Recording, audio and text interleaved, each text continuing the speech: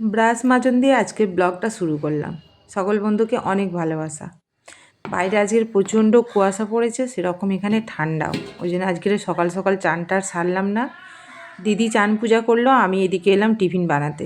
লুচি বানিয়েছি, আর এটা হচ্ছে দুধ পুলি নারকেলের ছাই দিয়ে, মানে ভেতরের পুরটা নারকেল ছাই দেওয়া হয়েছে। কালকের রাতে করা হয়েছিল, আর এগুলো বাসি খেতেই বেশ ভালো লাগে।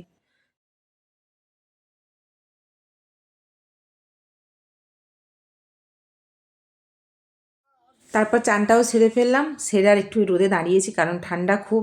আর রোদে দাঁড়ালে কী হবে, খুব হাওয়াও হচ্ছে। তারপর ও ডাকতে গিয়েছে, মাসিমণি ধোসা করেছি, ধোসা খাবে চলো। তো কালকের থেকেই বলছে আমি সকালে টিফিনে ধোসা বানাবো।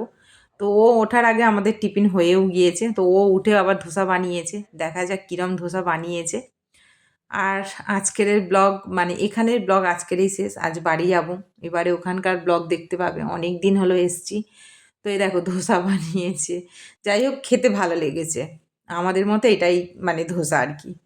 তো ওইদিকে দিদি রান্না করছে, আর ওই যে ছুটকিটা পড়তে পড়তে ল্যাদ খাচ্ছে।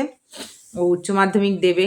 আর এই যে দিদি কি রান্না করছে, রান্না কমপ্লিট হোক দেখাবো। তো রান্না কমপ্লিটও হয়ে গিয়েছে। দাঁড়া, বাটা মাছের ঝাল হয়েছে, ছোট ছোট বাটা মাছ ধনে পাতা দিয়ে সর্ষে বাটা দিয়ে ঝাল হয়েছে। ঝালটা এরা বেশি পছন্দ করে আর কি। আর সব রকম সবজি দিয়ে চিংড়ি মাছ দিয়ে একটা তরকারি হয়েছে। আর এদিকে এই যে গরম ভাত, আর হচ্ছে চিংড়ি মাছের বাটি ভাতে।